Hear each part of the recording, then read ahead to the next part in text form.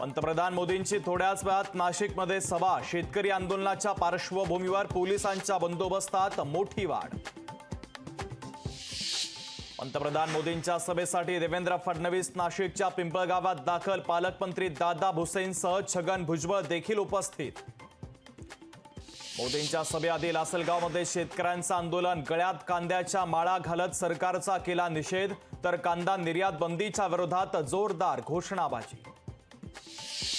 मोदींच्या जिरेटोपावरून नव्या वादाला तोंड. मोदींनी शिवरायांसह महाराष्ट्राचा अपमान केल्याचा संजय राऊतांचा मोदींवर हल्लाबोल. शिवाजी महाराज आमचे आराध्य दैवत, त्यांचा अपमान होईल अशी कोणतीही गोष्ट करणार नाही. जिरेटोपाच्या वादावर प्रफुल्ल पटेलांचं स्पष्टीकरण. मुंबईतील लोकसभा निवडणुकीसाठी शिवसेना सज्ज. मुख्यमंत्री शिंदेंकडून शंभूराज देसाई, सामंत आणि केसरकर यांच्यावर विशेष जबाबदारी.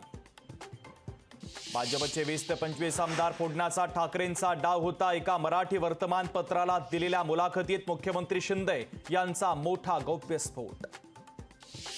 महाविकास आघाडीमध्ये कोकण पदवीधर मतदारसंघ काँग्रेसकडे जाणार असल्याची सूत्रांची माहिती, तर वरिष्ठ पातळीवर मतदारसंघ काँग्रेसला सोडण्यासंदर्भात चर्चा झाल्याची माहिती. महादेव बेटिंग ॲपचं नारायणगाव कनेक्शन उघड. नारायणगावच्या इमारतीतून चालत होतं बेटिंगचं काम. पुणे पोलिसांनी 70 ते 80 जणांना घेतलं ताब्यात. 18 मे रोजी योगी आदित्यनाथ यांचा मुंबईत रोड शो. उज्ज्वल निकमांच्या प्रचारासाठी योगी आदित्यनाथ यांचा रोड शो.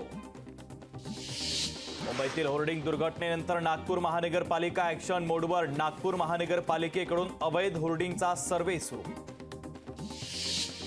कोल्हापूरच्या प्रवेशद्वारावरील फाटलेले होर्डिंग बदलले. ऋतुराज पाटील यांनी पुढाकार घेत पोस्टर बदलले.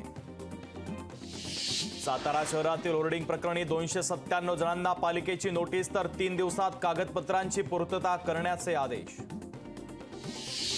धाराशिवमध्ये सकल मराठा समाज आक्रमक. लाठीचार्जच्या घटनेच्या निषेधार्थ समाज एकवटला. पोलीस अधीक्षक कार्यालयासमोर जोरदार घोषणाबाजी.